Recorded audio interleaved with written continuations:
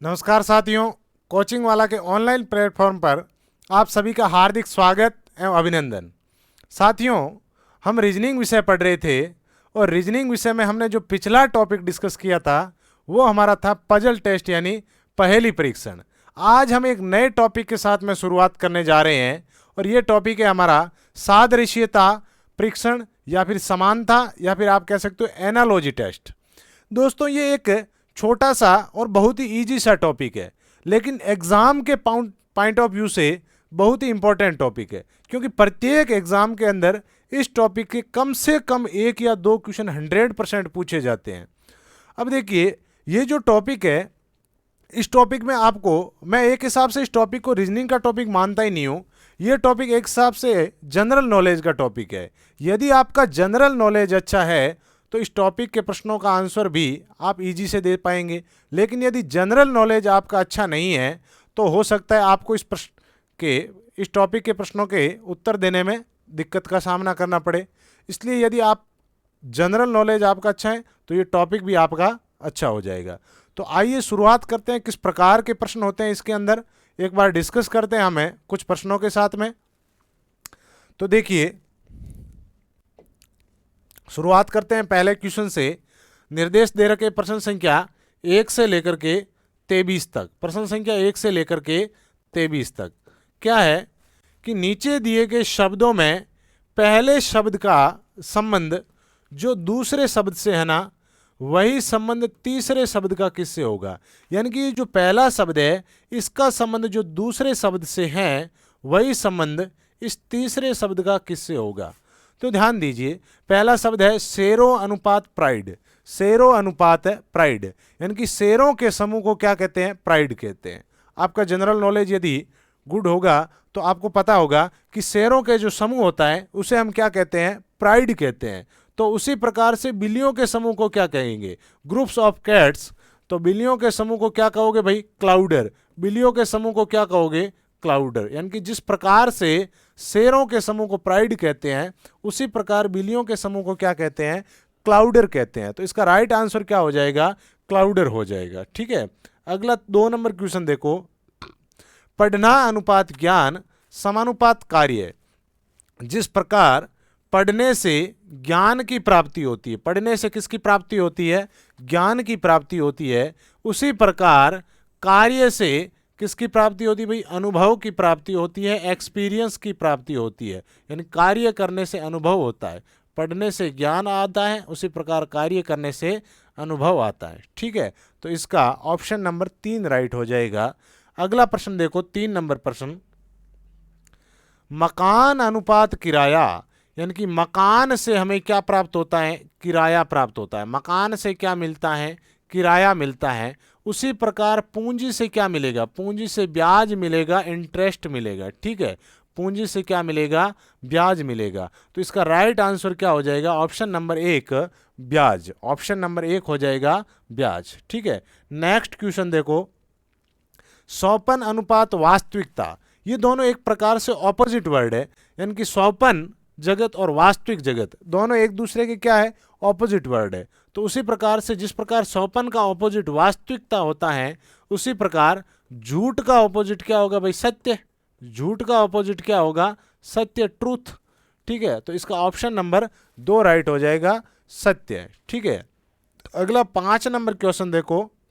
मरुस्थल अनुपात मृगमरीचिका। यानी कि ये जो मृगमरीचिका घटना है वो किससे संबंधित है, मरुस्थल से संबंधित है।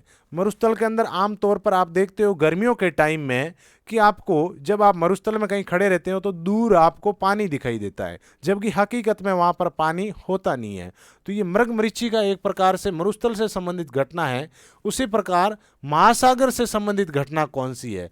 तो ये जो 4 ऑप्शन दे रखे हैं, व्हेल ये महासागर से संबंधित कोई घटना नहीं है, ये एक मछली है। झंझावात भी महासागर से संबंधित नहीं है, ओला भी महासागर से संबंधित नहीं है। तो महासागर से संबंधित घटना कौन सी है, अल नीनो। अल नीनो एक है महासागरों में चलने वाली गर्म जलधारा है। कैसी जलधारा है, गर्म जलधारा। अल नीनो इसकी विपरीत होती है ला नीनो, जो कि ठंडी जलधारा है। ठीक है, तो महासागर से संबंधित घटना कौन सी है, अल नीनो। कौन सी घटना होगी भाई, अल नीनो। तो इसका राइट आंसर हो जाएगा option number 1 El Nino. Next question क्या है, जीवाश्म विज्ञान अनुपात जीवाश्म, कपाल विज्ञान अनुपात क्या होगा। जिस प्रकार से हम जीवाश्म विज्ञान के अंदर जीवाश्मों का अध्ययन करते हैं, जीवाश्म विज्ञान में किसका अध्ययन करते हैं, जीवाश्मों का अध्ययन करते हैं, उसी प्रकार कपाल विज्ञान के अंदर कपाल यानी कि खोपड़ी, कपाल या खोपड़ी यानी मानव मस्तिष्क, मस्तिष्क का अध्ययन करते हैं। ठीक है, तो जीवाश्म विज्ञान में जीवाश्मों का अध्ययन होता है, उसी प्रकार कपाल विज्ञान में खोपड़ी का अध्ययन होता है। तो ऑप्शन नंबर डी राइट हो जाएगा, इसका ऑप्शन नंबर डी राइट हो जाएगा। अगला प्रश्न देखो दोस्तों, व्यवहार अनुपात मनोविज्ञान, व्यवहार अनुपात मनोविज्ञान, जो व्यवहार होता है, बिहेवियर होता है, उसका अध्ययन किस में किया जाता है, मनोविज्ञान यानी कि साइकोलॉजी में किया जाता है। बिहेवियर का जो अध्ययन है वो किस में किया जाता है, मनोविज्ञान में किया जाता है। उसी प्रकार जो पादप है, प्लांट है, उन प्लांट का अध्ययन किसके अंदर किया जाता है, अभी वनस्पति विज्ञान में किया जाता है। किस में किया जाता है, वनस्पति विज्ञान में किया जाता है, वनस्पति विज्ञान, वनस्पति विज्ञान। ठीक है, प्लांट का अध्ययन किस में किया जाता है, वनस्पति विज्ञान यानी कि जूलॉजी में किया जाता है। तो व्यवहार का अध्ययन मनोविज्ञान में किया जाता है, पादप का जो अध्ययन है वो वनस्पति विज्ञान में किया जाता है। तो इसका राइट आंसर हो जाएगा ऑप्शन नंबर बी वनस्पति विज्ञान। अगला प्रश्न देखो, स्वेटर अनुपात वस्त्र, स्वेटर अनुपात वस्त्र यानी कि स्वेटर एक वस्त्र है, स्वेटर एक क्या है, वस्त्र है। उसी प्रकार से रामायण क्या है, तो रामायण एक पुस्तक है, रामायण एक पुस्तक है। ठीक है, जिस प्रकार से स्वेटर एक वस्त्र है, उसी प्रकार रामायण एक पुस्तक है। तो इसका राइट आंसर हो जाएगा ऑप्शन नंबर 2 रामायण, सॉरी पुस्तक। फिर देखो, बाल अनुपात गंजा यानी कि बाल उड़ने पर व्यक्ति क्या हो जाता है, गंजा। तो ये एक प्रकार से ऑपोजिट है, बाल है या बाल नहीं है, बाल होने की स्थिति और बाल नहीं होने की स्थिति। उसी प्रकार से उपजाऊ का ऑपोजिट क्या होगा भाई, अनुपजाऊ या फिर ऊसर, अनुपजाऊ ऊसर। ठीक है, या फिर बंजर, कुछ भी कह सकते हैं, उपजाऊ, अनुपजाऊ, ऊसर या बंजर। ठीक है, तो उपजाऊ का जो ऑपोजिट है वो क्या हो जाएगा, ऊसर, यानी कि जो ऐसी भूमि जहाँ पर कृषि नहीं की जा सकती वो कैसी हो जाएगी, ऊसर या अनुपजाऊ। अगला प्रश्न देखो, 10 नंबर क्वेश्चन, भोजन अनुपात भूख, भोजन कब किया जाता है, जब भूख लगती है। भोजन कब किया जाता है दोस्तों, जब भूख लगती है। उसी प्रकार से जल कब पिया जाता है, जब प्यास लगती है। जल कब पिया जाता है, जब प्यास लगती है। ठीक है, तो इसका ऑप्शन नंबर डी राइट हो जाएगा, प्यास। अगला प्रश्न देखो, 11 नंबर, दस्ताना अनुपात हाथ, दस्ताने कहां पर पहने जाते हैं, हाथों में पहने जाते हैं। दस्ताने कहां पर पहने जाते हैं दोस्तों, हाथों में पहने जाते हैं। उसी प्रकार से टोपी कहां पर पहनी जाती है, तो टोपी सिर में पहनी जाती है। टोपी कहां पर पहनी जाती है, सिर में पहनी जाती है। तो इसका हो जाएगा ऑप्शन नंबर है 1।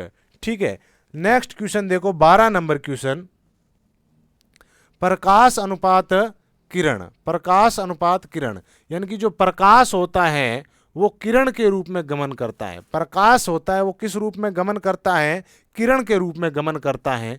उसी प्रकार से जो आवाज है वो तरंग के रूप में गमन करती है। आवाज किस रूप में गमन करती है, तरंग के रूप में गमन करती है। तो इसका राइट आंसर क्या हो जाएगा, तरंग, ऑप्शन नंबर डी हो जाएगा। अगला देखो, मुद्रा अनुपात येन समानुपात राष्ट्रीयता अनुपात क्या होगा। देखो, येन एक मुद्रा है, येन क्या है, एक मुद्रा है, यानी कि मुद्रा देके फिर एक मुद्रा का नाम दिया। येन जापान की मुद्रा है, येन कहाँ की मुद्रा है, जापान की मुद्रा है। उसी प्रकार से राष्ट्रीयता अनुपात क्या होगा, भारतीय, भारतीय एक राष्ट्रीयता है। भारतीय क्या है, एक राष्ट्रीयता है। भारतीयता या भारतीय, भारतीयता या भारतीय, ये क्या एक राष्ट्रीयता है। जिस प्रकार से येन एक मुद्रा है उसी प्रकार से भारतीय या भारतीयता एक राष्ट्रीयता है। ठीक है, तो इसका राइट आंसर हो जाएगा भारतीय। अगला देखो, 14 नंबर क्वेश्चन, छाता अनुपात धूप, छाता हमें धूप से सुरक्षा देता है, धूप से बचाता है। छाता हमें किससे बचाता है, धूप से बचाता है। उसी प्रकार से जो ओजोन है वो हमें किससे बचाती है? सूर्य से आने वाली पराबैंगनी किरणों से बचाती है। जो ओजोन परत है वो किससे बचाती है? सूर्य से आने वाली पराबैंगनी किरणों से बचाती है। तो इसका राइट आंसर क्या हो जाएगा? पराबैंगनी किरणें, पराबैंगनी किरणें। तो राइट आंसर हो जाएगा पराबैंगनी किरणें। नेक्स्ट देखो 15 नंबर क्वेश्चन, देश अनुपात राष्ट्रपति। देश का जो मुखिया होता है, संवैधानिक मुखिया, वो कौन होता है भाई? राष्ट्रपति होता है। हमारे देश का जो संवैधानिक मुखिया है वो कौन है? राष्ट्रपति है। उसी प्रकार से राज्य का जो संवैधानिक मुखिया होता है वो कौन होता है भाई? राज्यपाल है। वो कौन होता है? राज्यपाल, गवर्नर होता है। ठीक है, तो ऑप्शन नंबर डी राइट हो जाएगा इसका, राज्यपाल या गवर्नर। अगला क्वेश्चन देखो 16 नंबर क्वेश्चन, शाही अनुपात कलम। जो शाही होती है वो किस में चलती है भाई? कलम में। शाही किस में होती है? कलम के अंदर शाही होती है। उसी प्रकार से जो रक्त यानी कि ब्लड है वो किसके अंदर होगा भाई? तो ब्लड धमनी और सीराओं में होता है। तो यहां पर देखो सीरा दे रखा है, धमनी ऑप्शन में नहीं है, तो इसका राइट आंसर क्या हो जाएगा? सीरा। क्या हो जाएगा भाई? सीरा। ठीक है, अगला क्वेश्चन देखो 17 नंबर क्वेश्चन, पालम अनुपात दिल्ली तो दमदम अनुपात क्या होगा? देखो पालम एक हवाई अड्डे का नाम है, पालम एक एयरपोर्ट का नाम है, और पालम एयरपोर्ट कहाँ पर है भाई? दिल्ली में है। पालम जो हवाई अड्डा है वो कहाँ पर है? दिल्ली में है। उसी प्रकार से दमदम हवाई अड्डा, दमदम एयरपोर्ट कहाँ पर है? कोलकाता में है। दमदम एयरपोर्ट कहाँ पर है? कोलकाता, पश्चिम बंगाल, जो वेस्ट बंगाल है वहाँ पर। ठीक है, तो इसका राइट आंसर हो जाएगा कोलकाता। इसी प्रकार से देखो 18 नंबर, संकेत अनुपात पहेली समानुपात चेतावनी अनुपात क्या होगा? देखो संकेत कब दिए जाते हैं? किसी भी पहेली को हल करने से पहले क्या दिए जाते हैं? संकेत दिए जाते हैं। कोई भी पहेली हल करने के लिए, पजल हल करने के लिए संकेत यानी कि हिंट दिए जाते हैं। उसी प्रकार से चेतावनी कब दी जाती है? जब खतरा होता है। जब खतरा होता है तो खतरे से पहले क्या दी जाती है? चेतावनी दी जाती है। खतरे से पहले क्या दी जाती है? चेतावनी दी जाती है। ठीक है, तो ये हो जाएगा खतरा। 18 नंबर क्वेश्चन। अब 19 नंबर क्वेश्चन, ग्लूकोमीटर अनुपात रक्त शर्करा। ग्लूकोमीटर अनुपात रक्त शर्करा यानी कि जो रक्त शर्करा ब्लड शुगर है उसको किस यंत्र के माध्यम से मापा जाता है? ब्लड शुगर को ग्लूकोमीटर के माध्यम से मापा जाता है। उसी प्रकार से स्पाइगोमोनोमीटर, स्पाइगमोमैनोमीटर से क्या मापा जाता है भाई? रक्तचाप मापा जाता है। यानी कि जो ब्लड प्रेशर होता है, रक्तचाप, ब्लड प्रेशर, वो मापा जाता है। स्पाइगमोमैनोमीटर से क्या मापा जाता है? रक्तचाप यानी कि जो ब्लड प्रेशर है वो मापा जाता है। ठीक है, नेक्स्ट देखो 20 नंबर क्वेश्चन, चिकित्सक अनुपात रोगी। यानी कि जो चिकित्सक डॉक्टर होता है, डॉक्टर के पास में जो इलाज करवाने आता है उसे क्या कहते हैं? रोगी कहते हैं। जो डॉक्टर के पास इलाज करवाने आता है, जो डॉक्टर का पेशेंट होता है वो कौन? रोगी होता है। भाई डॉक्टर का जो ग्राहक है वो कौन है? रोगी है। उसी प्रकार से वकील के पास आने वाला व्यक्ति कौन होगा भाई? मुवक्किल। वकील के पास आने वाला व्यक्ति कौन होगा? वकील के लिए वो मुवक्किल कहलाएगा। वकील के लिए वो क्या कहलाएगा? मुवक्किल कहलाएगा। क्या कहलाएगा भाई? मुवक्किल। तो इसका राइट आंसर हो जाएगा ऑप्शन नंबर 2, मुवक्किल। नेक्स्ट देखो, डॉक्टर अनुपात दाई। बड़े व्यक्ति, डॉक्टर एक पढ़ा लिखा या बड़ा जिसे हॉस्पिटल के अंदर इलाज करने वाला सीनियर होता है उसे क्या कहते हैं? डॉक्टर।